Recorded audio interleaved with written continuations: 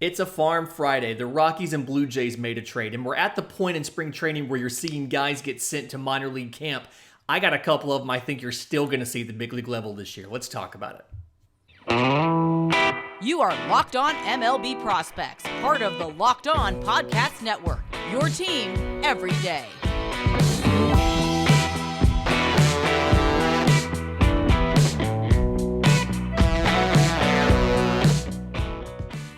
Yes, welcome on into Locked On MLB Prospects, your home for all things minor league baseball. I'm your host, Lindsey Crosby, baseball writer for Sports Illustrated. Thank you for making this your first listen every single day. We're free and available on all platforms, and if you remember, we do mailbags every Monday, so you can reach out to me on Twitter. I'm on Twitter at Crosby Baseball. The show's on Twitter at Locked On Farm, or you can email us, lockedonmlbprospects@gmail.com. We get your questions every single Monday. To start off with, the Rockies and Blue Jays made a trade on Thursday, and it's kind of an odd one, and I'm trying to figure it out, but there's a prospect involved. So, the Rockies are getting outfielder Randal Grichuk, and the Blue Jays are getting outfielder Raimel Tapia. Seems just like an outfielder for outfielder swap, but the Rockies threw in some cash, and the Blue Jays threw in middle infielder Adrian Pinto, and that's what I want to talk to you about. So, Adrian Pinto is a guy really interesting to me. 2019 signee out of Venezuela and went to the Dominican Summer League in 2021. Incredibly short young man, 5'6", okay? Usually the smallest player on the field, but goes to the DSL last year. 360, 486, 543 is his slash line. Second in batting average, second in on-base percentage, fourth in slugging. Kid steals 41 bases in like 43 attempts. And so, to me, I mean, for $120,000, you feel like you've already found a pretty good gem. And then for the Blue Jays to get him in the kind of this throwaway thing. So, when you look at Pinto, he's a guy that I see as, he's small, but strong and compact. Very, offensively, like the tools kind of jump out. He's not just a slap hitter. I mean, he's more of an on-base threat than a power threat. But, I mean, he's not just a slap hitter. He has decent power. He's going to get you doubles. He's going to put balls in the gap. Plus runner. So, absolute just speed demon on the bases. And so, a guy who, if he can get a ball in the air, he has the ability to take more than one base, plus arm. He's played second base, he's played shortstop, he's played center field. Probably going to stick at second, just defensively based on how that stuff has kind of worked. But a guy that you absolutely feel good about, lots of tools, hasn't made his U.S. debut yet. You expect him to, well, is he technically making his U.S. debut? He's making his domestic debut, I guess. This year, but absolutely a guy who could pop, and to kind of just be a throwaway in something like this kind of makes you have to ask what the Rockies are doing. Did the Rockies not necessarily think he was going to work out at the big league level? Like, what was that about? Not quite sure, but excited for the Blue Jays to get him. He's a guy, obviously a couple of years away, but someone who has exciting tools you can add into this monster that they're building in Toronto. This team looks like it's going to contend this year. Seems absolutely exciting. And so you absolutely love to see that. And then we're talking about, being excited about this prospect.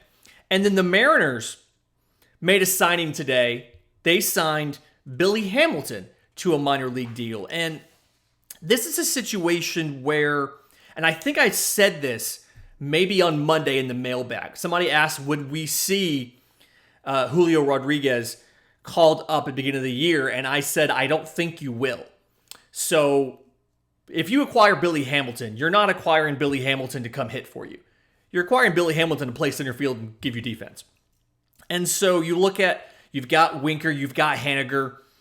Right now, I mean, your corners are set. And so you have Jared Kelenic.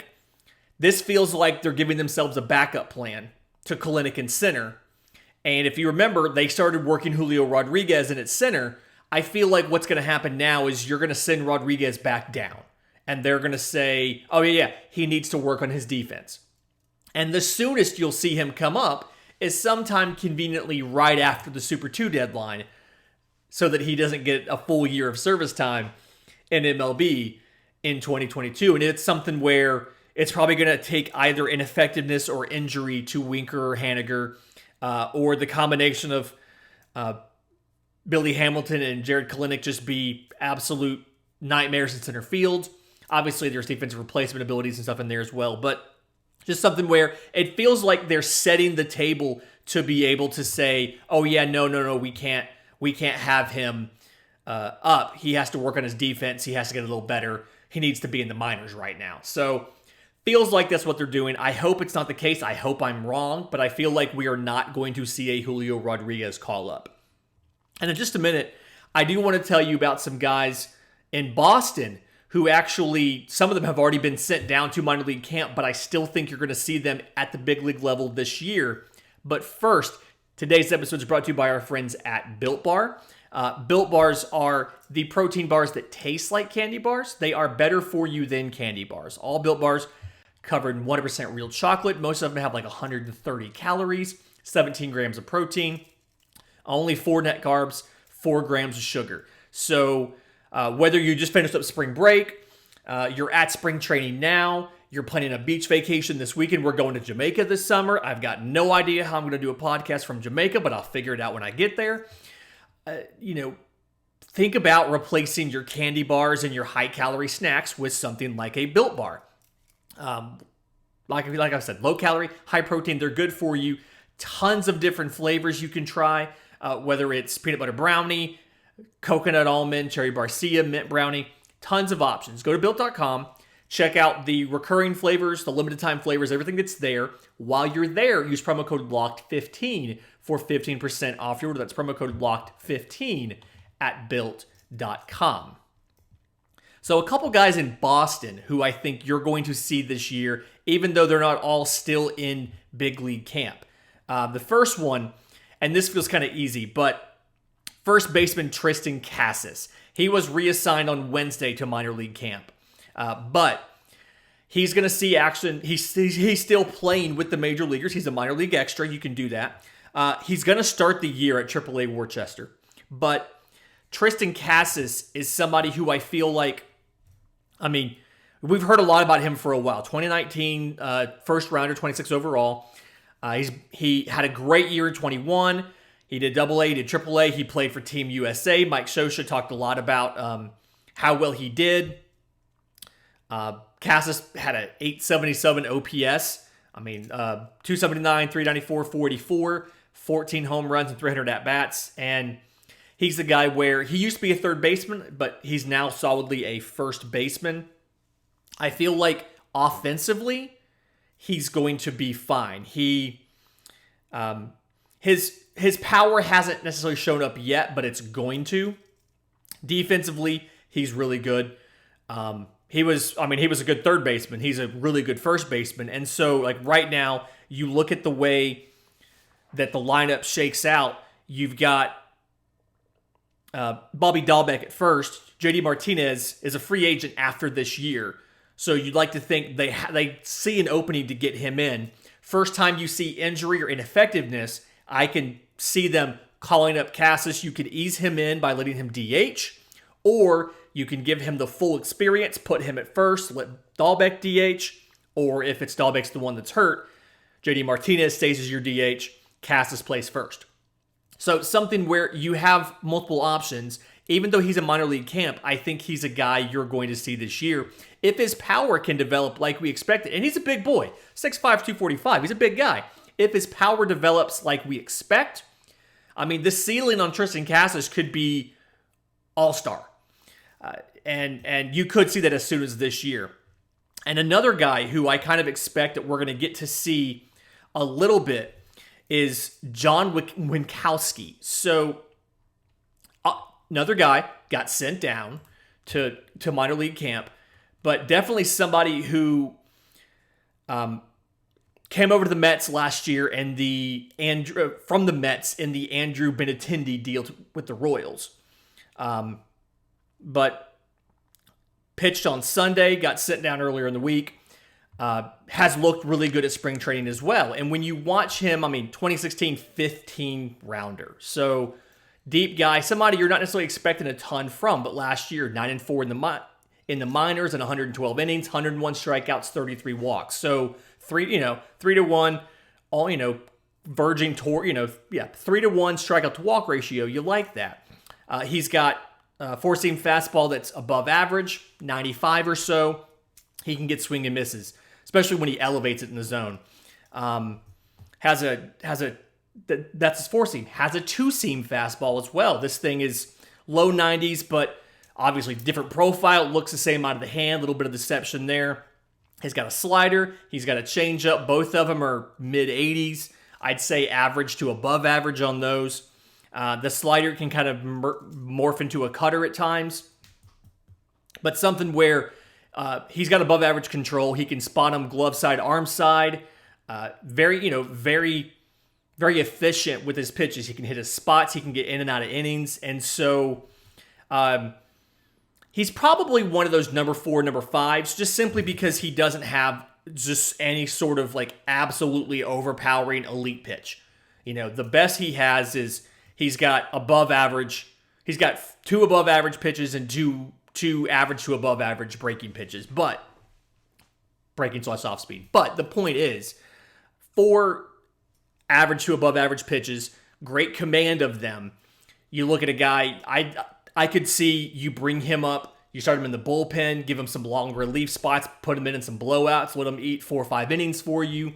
From there, it turns into spot starts here and there, things like that out of the pen. And then depending on how he does, maybe he's in the rotation second half of the year or next year. But expect him, again, go to AAA and then get called up first time they need either an arm in the pen or they need a starter for a day.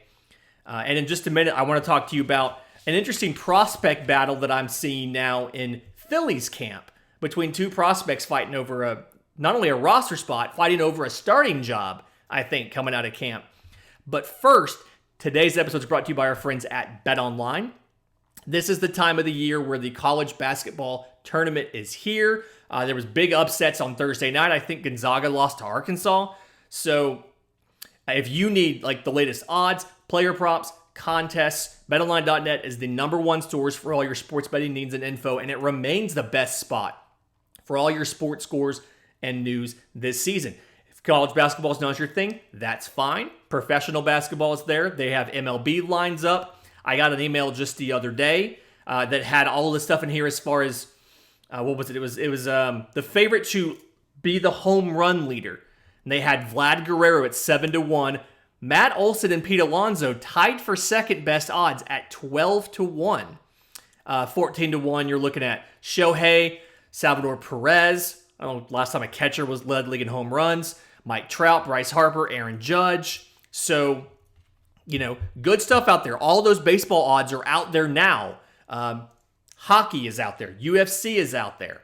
So, BetOnline.net is your source for all your sports wagering info needs. You can head to the website today or use your mobile device to learn more about the trends in action because BetOnline is where the game starts. So, position battle between 2 rookies in Philadelphia. And this is center field specifically. So, Odubel Herrera is kind of penciled in for that job, but mild strain to his oblique. He's out 4 to 6 weeks. So now you're looking at Matt Vierling versus Mickey Moniak. And the thing about this, so Moniak has spent time at the big league level. He was up, he had 8 games in 2020. He had 21 games last year. Now, last year, 21 games, 33 plate appearances. He batted .091. So, not necessarily somebody who has had success at the major league level. But he's looked good this spring. He had, I think it was it Wednesday? Wednesday, he hit a homer in spring training. He's made adjustments at the plate. He's tightened his stance up a bit. He's not crossing over the plate. But he's a lot closer to it. And so he's a guy where, because he has big league experience, you're going to see him challenge for the job. Now, the thing is, he doesn't have an above average tool. So He's got average power to all fields. Highest strikeout rate of his career last year, so you can't really say his hit tool is that great. Good athlete, solid defender, average runner, average arm. He's a guy where he can do the job. If he wins it, it probably just goes right back to Odubel Herrera once he's healthy. Matt Vierling's the other option, though. He got 34 games last year and batted .324. So feel a little better about him. He was the 5th rounder 2018 out of Notre Dame. But 126 OPS down the stretch last year. So great exit velos, plus power there. Contact skills are probably above average to plus. Still has a little too much swing and miss. Again, young player, a lot of them do that. He can do any of the outfield spots. I've heard he can play first and third as well, but anything in the outfield, he's got plus speed, above average defense, plus arm. So I think just based off of his defensive utility, he's the better bet to be up there in center field on opening day. I just don't know how Mickey Moniak is going to be viewed, how that success that he's had is going to be viewed. And that's a situation where you can go to Baseball Reference and you can look at some of the spring training results, and they'll actually give you a quality of opponent score. So they can rate based on the levels of the guys in the game. They can tell you, okay, the talent on the field was equivalent to a AA roster, single A, triple A, whatever. So they can actually go out and rate how good the appearances were for each guy as far as the talent on the field and, the average competition they faced. Moniak's doing it against the equivalent of an A roster, and Vearling's doing it against the equivalent of a AA roster. It makes you feel better about Vearling, even if his spring isn't as exciting as Moniak's is. So position battle to watch. I do think Matt Vierling's going to get the job, but Mickey Moniak, they've been impressed with what he's doing. I don't know how much of that is coach speak and how much of that is actually being impressed, but I think we'll find out pretty soon because next Thursday is opening day.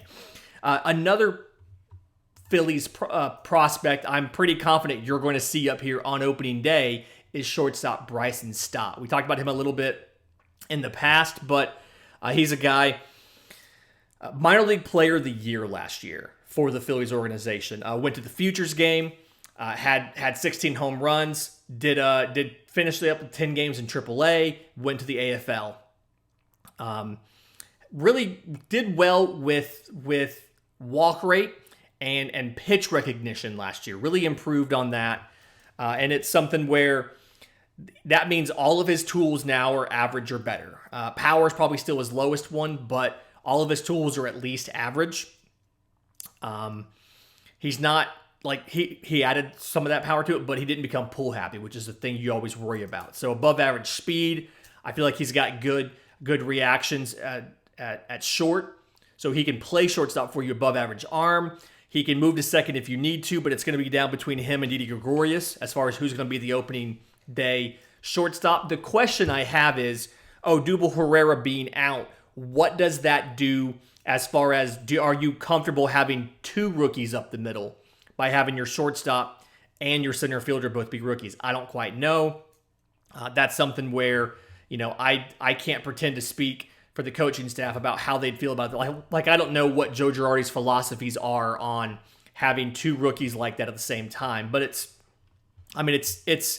definitely something where Bryson Stott said, listen, the goal is to be the opening day shortstop. I don't necessarily know if he's going to do that, if he's going to move to second base, if Gregorius is going to move, but he has a chance to make the roster, and I'm excited to see what happens.